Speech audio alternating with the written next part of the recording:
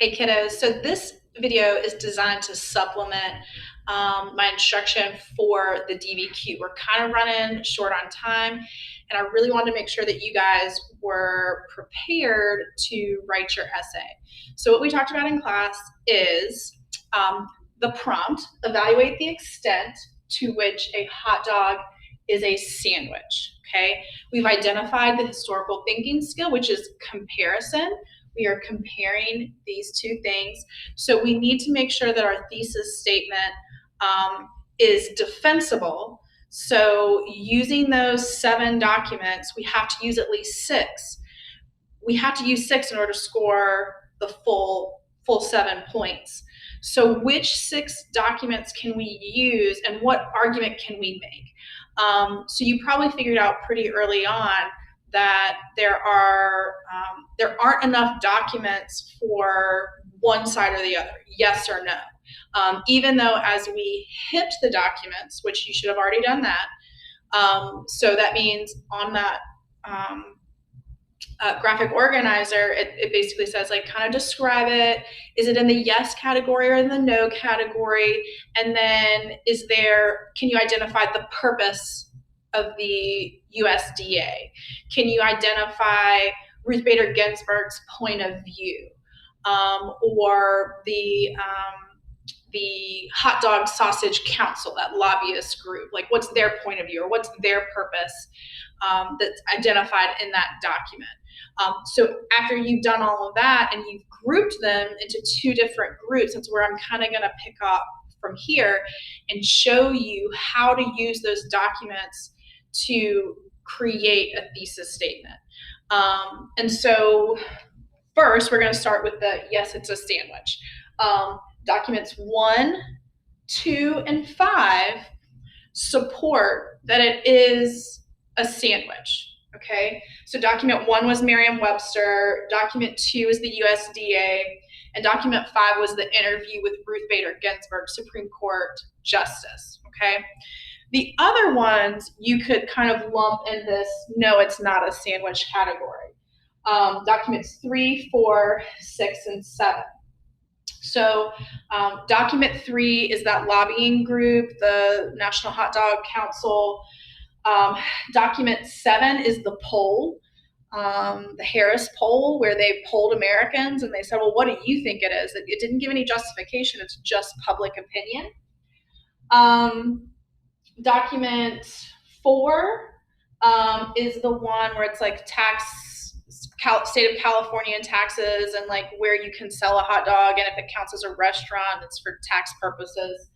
And then document 6 is the Atlantic article, where it basically says, no, it's not a sandwich. It created that sandwich index. Okay, so once you've grouped them, and your grouping might be a little bit different because maybe you didn't understand the tax one or whatever, and that's totally fine. That's why I'm kind of going over all of this. But when you group them, and you'll do this with the historical DBQ, if it's on the progressive era, if it's on imperialism, you'll start to kind of group them in a way. It won't be as cut and dry. That's why we're starting with a hot dog. It will be more difficult. You're going to want to group them based on, like, well, these talk about the economy, or this talks about, legislation, and you might want to group them that way. It could be like, this is foreign policy, this is domestic policy. It just depends on your prompt. It just depends on the documents. This one's easy, and this is why we're starting. So what I noticed about, or what you want to ask yourself, is what do these documents have in common? So if we're doing a history one, it's like, yeah, these are economic issues, or these are social issues, or whatever it might be. What I noticed about these is they all show that based on the technicality of it, yes, it's a sandwich, and it has a lot to do with definitions. Sorry if you can't read my handwriting, but these all reference a definition. It's a definition with Merriam-Webster. It's one of the USDA. There's also one like Ruth Bader Ginsburg. Her point of view is coming based on Stephen Colbert's definition. Okay, so that's what they have in common. Yes, it's a sandwich because the definitions support that argument. Okay, that one's kind of easy. That's cut, dry, whatever. Over here, it gets a little bit more complicated. We're having to sort them in a different way. So no, it's a sandwich. Well, why? Ask yourself that question. Why is it not a sandwich? Well, public opinion. It's just American culture. It's something different. That's kind of what the Hot Dog Association was saying. The people in that Harris poll said it wasn't. We don't know why, but there is a great understanding that the majority of Americans, no matter the region, the age differs a little bit, but there's a great understanding that it's just not in the same category. And then you have the consumption part. Well, think of the Atlantic article. I think the most overwhelming piece of evidence in that article has to do with how it sits on the plate. A sandwich sits horizontally, a hot dog sits vertically. So consumption, how you eat it. The same thing with document 4. That one's a little bit more difficult. And that could be a document that you just throw out if you wanted to. But that one talks about how, like, hot dog stands. That's something that's unique about the hot dog. Could that be evidence to support that no, it's not a hot dog, a sandwich? Do you see what I'm saying? You can kind of use those bits and pieces to make or to support an argument. And so that's how I kind of broke it up. Now, you guys are going to write a thesis statement and write your own essay, and it's going to be yours. And you are more than welcome to write whatever thesis statement you want to. Okay, but I am going to show you how I create one based on the documents. Okay, because again, if the documents don't support your thesis, you're not going to score any points. So you could be hardcore gung-ho, heck no, it's not a sandwich, but you don't have 6 documents here. You're not going to score the full points. You have to show the complexity of this debate. Even if you feel very passionately about one side, because we do have evidence over here saying that, technically it kind of is, right? And so your thesis needs to show that. It's not black and white. History is complex. The hot dog debate is complex. So how I wrote my thesis is, I'm like, I got to talk about, yeah, it is, but no, it's not. It's more than that, right? That's what I'm going to try to argue. And so when you write a thesis statement, remember that you want to use the words from your prompt to a certain extent. But you can't just say a hot dog is not a sandwich because Americans don't think it is. That's not enough. It's not a line of reasoning. Can you use 6 documents that support that? No. Okay. And so this is what's difficult about writing a thesis statement is you kind of have to be broad enough to where you're not, being too wordy and showing all of your evidence. But you don't want to be, super specific either. Okay. So, my thesis statement, I'm going to have like a however thesis. I'm going to think about both sides a little bit because again, I can do that. Evaluate the extent. Yes, no, kind of, maybe, both. It is. You don't have 6 documents on either side, so it's going to have to be a mix of both. But the line of reasoning is, how can it be both? So that's what I'm going to prove. I'm going to say, and sorry if you can't read this, never tried this technology before. Although a hot dog is a sandwich by definition, American culture and its unique consumption sets it apart. Okay? So in my essay, and again, that's defensible. I can talk about how the definitions say it is, but I can also argue that a part of American culture, so the population and the way that you eat it and just the overall culture associated with this a piece of Americana, right? I'm going to talk about that. And then I'm also going to talk about the unique consumption, that it's different than a sandwich. There aren't sandwich, stands where you can eat with one hand and a drink and, there's no, the way that it sits, the way that you eat it is different, right? So my essay is going to have 3 body paragraphs. I'm going to have one body paragraph where I say, technically, with the definition, yes, it is, it's technically a sandwich, okay? And I'm going to use docs 1, 2, and 5, theoretically. I can throw one out. I'll go ahead and tell you, I'm going to throw one of those out. I don't need it. It's redundant, okay? So this is body paragraph 1, and I'm going to use those documents in that paragraph, okay?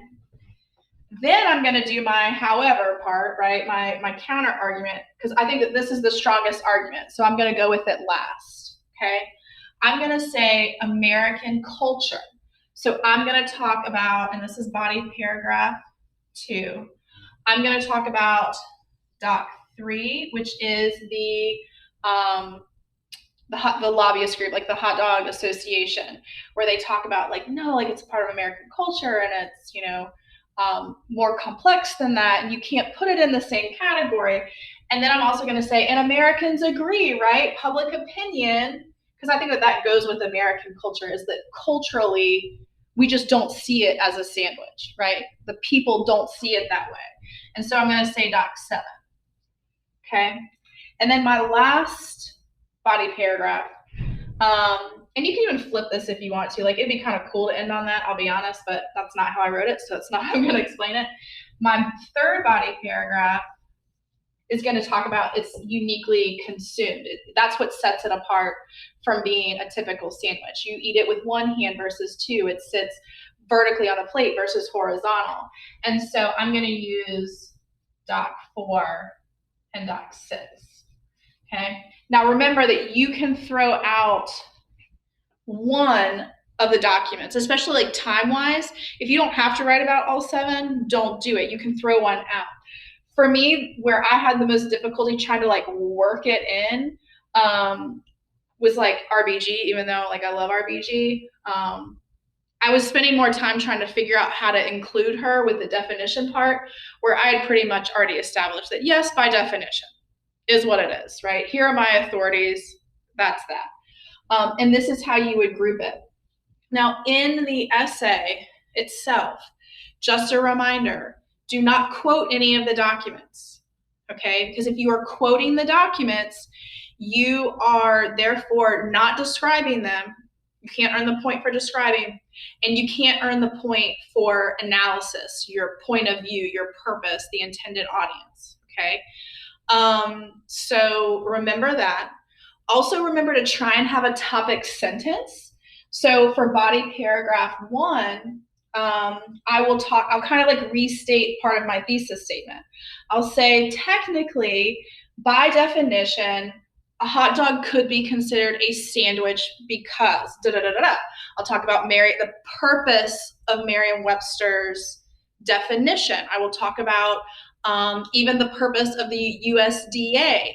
And I'll use those words or the intended audience or whatever it is. I think with those two, it's easier to use purpose, okay? And then I'll go to body paragraph 2 and I'll say it again. I'll say, you know, American culture identifies the hot dog as its own separate category, period. And then I'll start analyzing document 3. Again, I'm not going to quote the Hot Dog Association. I could provide context, like who they are and what they symbolize and why they are an authority. I could talk about their purpose or their intended audience, right? They mentioned something about setting the record straight. I like their point of view possibly on the topic. You could use those words because that's how you check off on the rubric, okay? And then so you're going to try and write your essay. Remember that your essay is probably not going to be that great, and that's okay. You're learning. This is your first one, but at least we're writing our first one on something that's pretty kind of simple and straightforward. It's something that you don't have to know the history behind it quite yet. So like that's why we're starting with a hot dog one, is like you have a pretty passionate point of view, I'm sure, on whether or not it's a sandwich or not. It's a big debate. But also understanding the complexity of it. And then it doesn't really matter what you think all that much, but more about what the evidence can support. Using the evidence, using the documents to support an argument, support a claim. That is your thesis, okay? So you can have 2 to 3 body paragraphs. If you want a concluding paragraph, you can again talk about the complexity of this issue, kind of summarize it. I also think that the concluding paragraph is a great spot to hit that complexity point, that unicorn point at the very end. This thesis already looks at the complexity a little bit, but to really like summarize it, it's also a good spot to restate your thesis just one more time. It might be stronger at the end now that I've articulated all of this than at the very beginning. So it's nice to have your thesis in two different spots. The readers will take the better of the two. So that's another reason to have a concluding paragraph, but it is not mandatory, okay? Make sure that you turn this into Canvas so that I know that it's done, because we are going to use our essays for our assignment in class for the next class. So I need to be able to see when you come to class next time that you've turned it in, that you have an essay to work with, because the next most important part in learning how to write a really good DBQ is understanding the rubric and also seeing what works and what doesn't work. And so you'll get to look at my essay and how I phrased everything, and you're going to kind of compare it to how you did it. You really have to learn like trial and error here. So make sure that you do that and that you're ready to go next class period. Okay? I hope this was helpful, and can't wait to talk to you about what you think. Is a hot dog a sandwich? We'll see. Bye.